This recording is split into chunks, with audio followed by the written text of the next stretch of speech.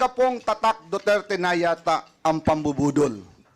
Mula sa peking war on drugs, peking good governance, peking pagkontra sa korupsyon, at ngayon, peking sagot sa mga issue. Chairman of Appropriations Saldico, napikon sa inilabas na video message ni VP Sara. Ito'y matapos yung katinang Vice Presidente ang kabalastugang ginagawa ni Saldico sa Kabanang Bayan at ang pakikipagsabuatan nito sa Speaker of the House Ferdinand Martin Romualdez. Pero bago ang lahat, maaari kayong mag-subscribe para maging updated sa mga issue at bagong mga balita. Nagkabanggaan na nga. Naglabas nga ng pahayag si Saldico matapos ibuking ni VP Sara Duterte ang baho nito. Saldico, binabaliktad ang Vice Presidente matapos itong mabulilyaso. Ngayon ay wala pa ring sagot na nakukuha galing sa kanya ukol sa mga sinabi ng VP na kinuha na nila ang budget para sa OVP. Puro pambabaliktad at paninira na naman ang natanggap ng Vice Presidente kay Saldico. Ayon pa nga sa mga netizens, Saldico, owner of SunWest Corporation, na involved sa formally indebted laptop scam. Tapos naging chair on the Committee of Appropriations, kayo na humusga. Only on the Philippines. May resibo si VP Sara. Sana maimbestigahan ninyo kung saan banda yung mga flood control project nyo. 1 billion mahigit bawat araw pa naman ang budget niyan. Sana may resibo kayong ipinapakita sa sambayan ng Pilipino, pera ng sambayan ng Pilipino yan. Dapat talaga, mapasa ang Freedom of Information Bill para may access ang taong bayan kung paano nagagasto ang kaban ng bayan. Sagutin mo yung sinabi niya na dinagdagan ninyo ang budget ng OVP para kukunin nyo. Peki daw ang war on drugs? Kami na nakatira sa Payatas, ramdam namin at nakikita namin na takot ang mga adik at nagsisialisan. Ngayon, bumalik na naman. Mga congressman, subukan nyo kasi lumabas ng gabi sa mga squatter na lugar para malaman nyo. Duterte and his family deserve that level of protection because they're up against serious threats, from fighting terrorist groups like the NPA and Maute to taking down drug lords and holding oligarchs accountable for unpaid taxes. It's no small task. The risks they face aren't a joke, so it's only right that they have the security they need. Is our Appropriations Chair, the Honorable Elisa Saldico. Magandang araw po sa ating lahat. Nakita po natin kahapon ang part 1 ng video message ni Vice President Sara Duterte kung saan nililihis na naman niya ang mga issue. Talaga pong tatak Duterte na yata ang pambubudol.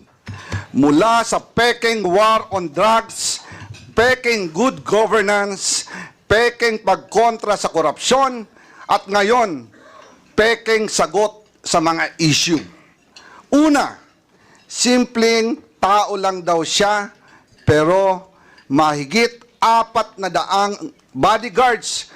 Siya lang po ang kaisa-isang Vice President sa kasaysayan ng Pilipinas na may ganun kadaming security.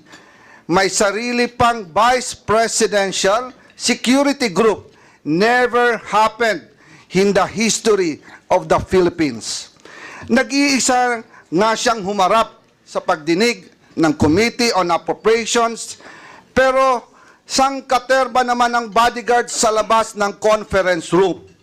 Humiling pa ng pagkain para sa 100 gwardiya na dala-dala niya at hindi naman kinain.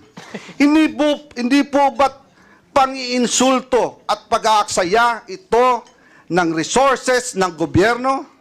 Pangalawa, sinasabi niya, hindi lang daw sanay ang ilang miyembro ng Kongreso na hindi makuha ang sagot na gusto nila. Karapatan at trabaho ng Kongreso ang pagbubusisi ng budget. Ang hindi niya pagsagot sa maayos na tanong at lalo pa ang hindi niya pagdalo sa hearing ngayon ay nagpapakita nakawalang respeto at paggalang sa mga kinatawan ng taong bayan. Hindi lang po kongresista ang winalanghiyan niya dito, kung hindi ang buong sambayanang Pilipinas. Tinatakpan niya ang hindi pagsagot sa tanong sa pamamagitan ng pag-iinsulto sa mga kongresista na ginawa lang naman ng kanilang mga trabaho. Gusto nila ang interbank courtesy, pero siya mismo walang kortesiya sa Kongreso. Pangatlo, malinaw na pambubudol o panlilinlang sa mga Pilipino ang pagsasabi niyang kinikilala niya ang kapangyarihan ng Kongreso sa budget. Malinaw naman sa tao, live sa TV at internet, kung ano ang kanyang asal. Wala siyang sinagot ni isa man lang na tanong ng mga kongresista.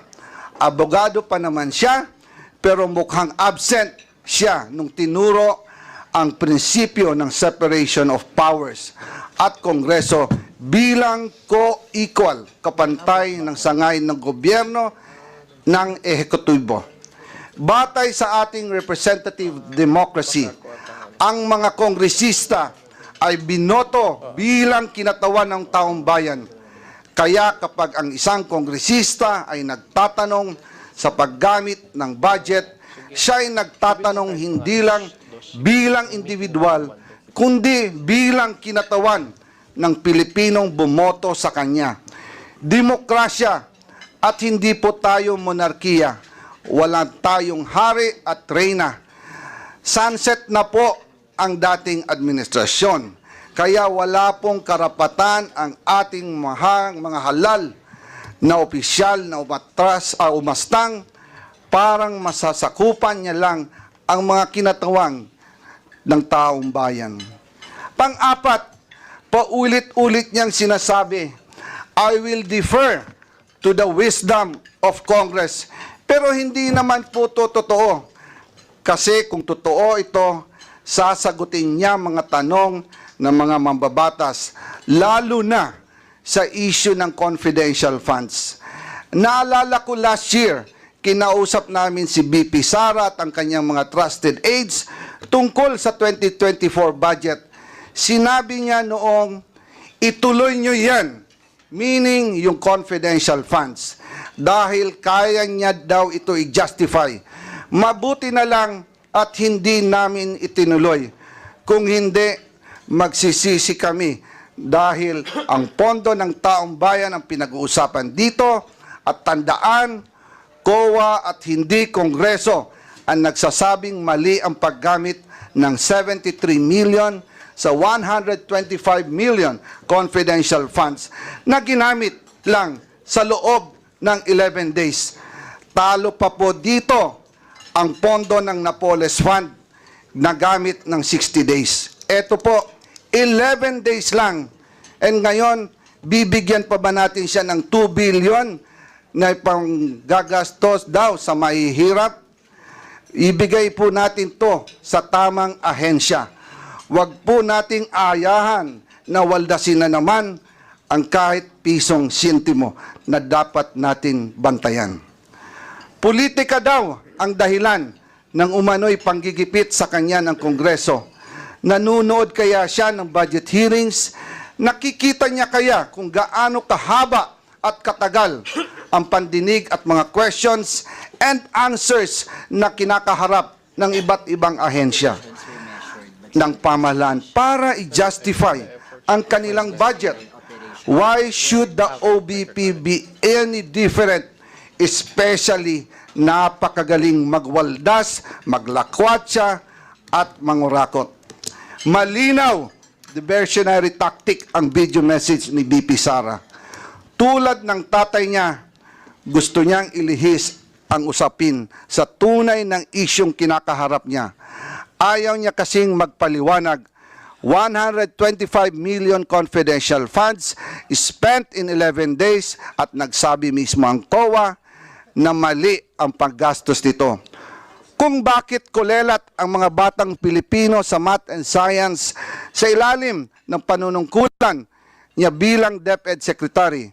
Kung bakit sirang gatas, may insekto at inaamag na Notriban ang pinamimigay sa mga mag-aaral. Kung bakit malala ang korupsyon sa DepEd at palpak ang kanyang panunungkulan dahil tamad at hindi siya pumapasok kahit minsan sa Department of Education. At higit sa lahat, kung bakit sa gitna ng lahat na kapalpakan at katiwalian, ito ay dapat siyang pagkatiwalaan pa ng 2 billion sa 2025. Briefing suspended.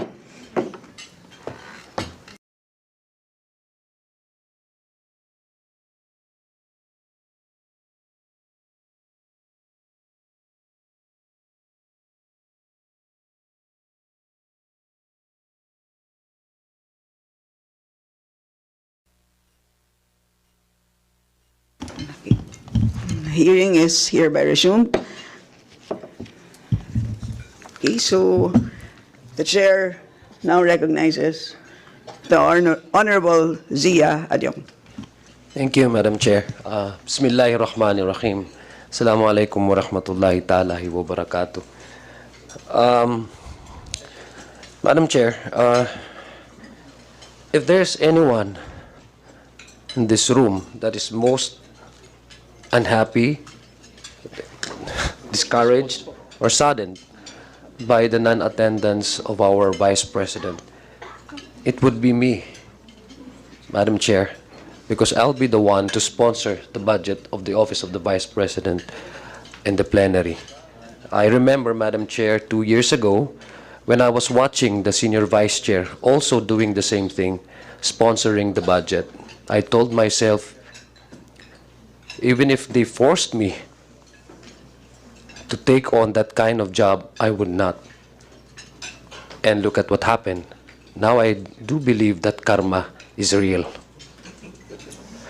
Madam Chair, at the start of the proceeding, since last week, from the moment I was assigned this budget that I would sponsor the Office of the Vice President, I decided, Madam Chair, to sit down, listen, and just understand where the members of this committee are coming from. Basically, I want to listen to both the members and as well as the position of the proponent, in this case, the Vice President herself. I decided, Madam Chair, to keep my peace all this time because I believe that through the exchanges of the members with the responses of the Vice President, I would be able to equip with the information, the data that I need, equip me with all the necessary information and updates and inputs for me to be able to sponsor and perhaps defend and to some extent convince the 300 plus members of this House that the budget of the Office of the Vice President, as proposed by under the NEP, is valid, legitimate, and rightly so. So, Madam Chair, as we witnessed in the first committee deliberation, I felt that there's really a need for this committee to invite again the Vice President. In fact, I took the liberty, Madam Chair, of approaching the Vice President last week, immediately after the Senior Vice Chair suspended the deliberation, and after learning that there was no enough information that I gathered from the responses of our Vice President, I approached her while she was exiting the building and politely requested that, if possible, baka po pwede mag-usap ang aming opisina. And I asked her politely and courteous and with respect. And as a matter, just to be fair, she was polite and courteous when she responded. And up to now, Madam Chair, I'm still waiting for that meeting. Mr. Chair, I came from a culture that is steeped in tradition.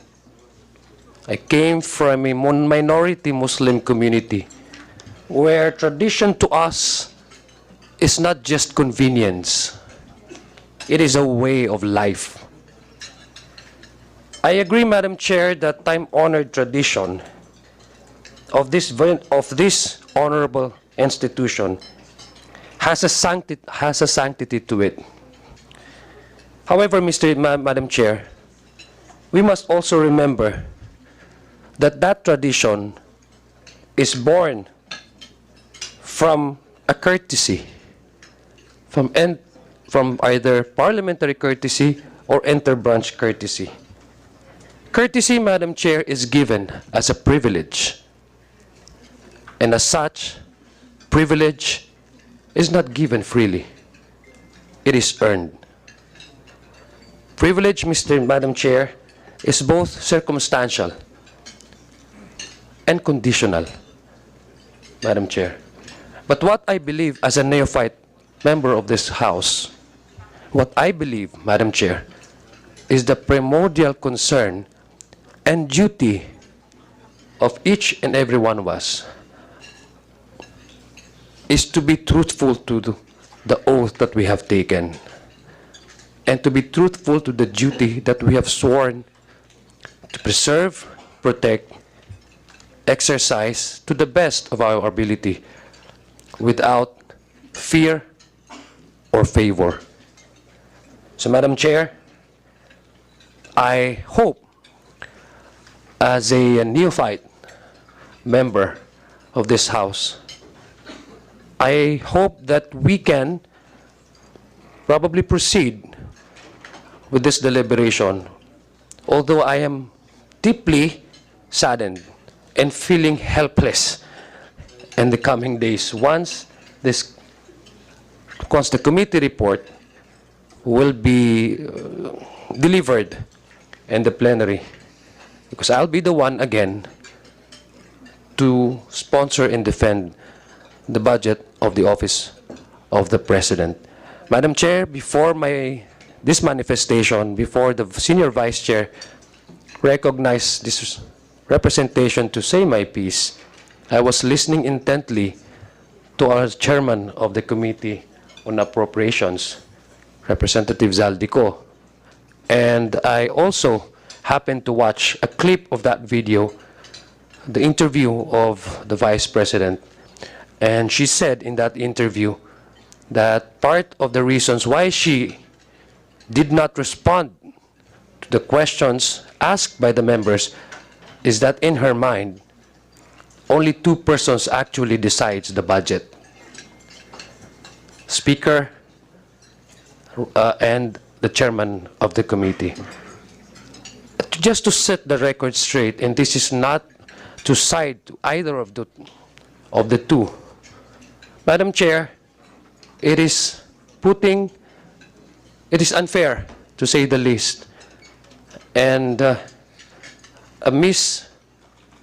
misplaced, if you would ask me. That's a misplaced argument to put it that way, because we know that the budget is prepared by the executive branch.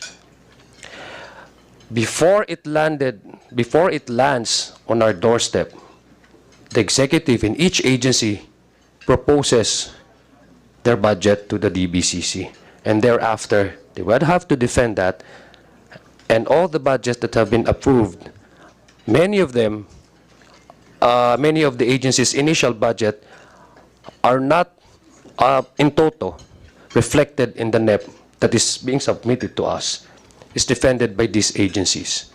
So in terms of preparation, no member of this House is involved in the determination of the funds. When it comes to this House, it is already prepared and it is decided by the majority of the members of the appropriation. To assign such power to two single persons is, to me, is unimaginable and unreal. This House, since 1907, according to Congressman Paulo, who is also a fellow neophyte.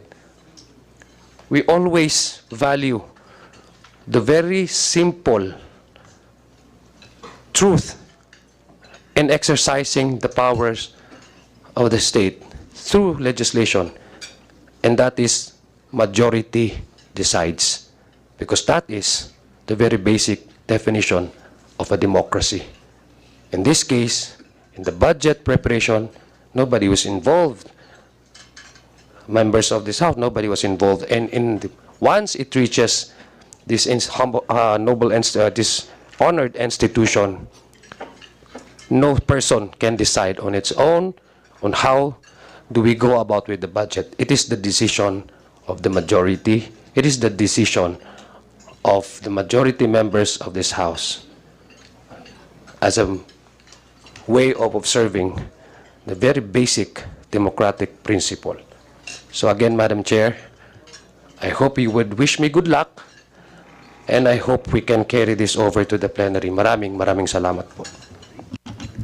Salamat, Kong Zia. Of course, good luck at syempre, hindi naman kita, tatabihan kita. Okay, and of course, before we call our last member, kukunin ko na rin ang pagkakataon dahil last year mukhang maraming nalito. Na-confuse sila. Akala nila ako ang nag-sponsor ng budget ng OVP. Hindi po. Ang sponsor ko ay ang budget ng COA. Yun lang po. Nililinaw ko lang po. Okay. So, mukhang masarap ang lunch. Kaya, para lang matapos na ang ating budget proceedings, may I now recognize the Honorable Jill Bongalon. Thank you, Madam Chair. Just a final statement, Madam Chair. I went here prepared with questions to answer the office of the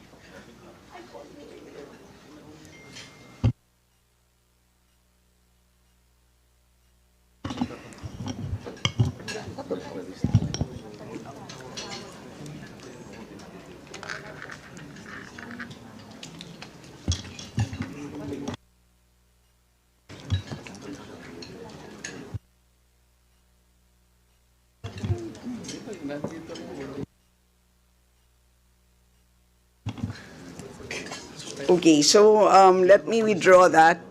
And yes, I join you in making the recommendation to use the term interbranch rather than parliamentary. I think that is the more appropriate term. So, susuportahan kita doon. And ako sa akin, before I call the last interpellator, gusto ko lang sabihin din na ultimately, aanhin natin ang tradisyon kung tatalikuran natin ang ating responsibilidad sa taong bayan na suriin, kilatisin ang ating budget. Ang tingin ko sa GAA or ang ating national budget ay libro ng solusyon. Yun ang aking pagtingin dyan. Makapal na mga libro yan. Napakaraming problema ng ating bansa. Nandiyan ang gutom, kahirapan, kawalan ng trabaho, baha. Ayun, malaking problema ang baha sa Marikina. Sakit, napakaraming problema. Ang mga solusyon sa mga problema na yan ay nasa General Appropriations Act. Kaya ganon ka-importante na suriin ang budget. And more importantly, nandyan ang accountability. Kailangan tama ang paggamit, wasto ang paggamit. Kaya kailangan talaga humarap sa amin. Once a year lang naman, it's a reasonable ask. So yun po. So, pagpasensyahan na lang kami ng executive na hinihingi namin ang annual ritual na ito. Yes, Kong Madam JT. Chair, very quick manifestation. I just wish to invite the attention of the committee to page 56, where PAR is really written as property acknowledgement receipt. So I hope the necessary correction will be provided in order not to mislead the other members. Nonetheless, it is my humble submission, Madam Chair, that whether it is property acknowledgement receipt or post-activity report, they are both equally important. Thank you. Right? Salamat. And COA, please take note. it will duly noted po yung comment. But then, honest mistake po, the property acknowledgement receipt was mistakenly inputted in the report. But then, it was the post-activity report yung correct po. All right, salamat. And for our last interpolator.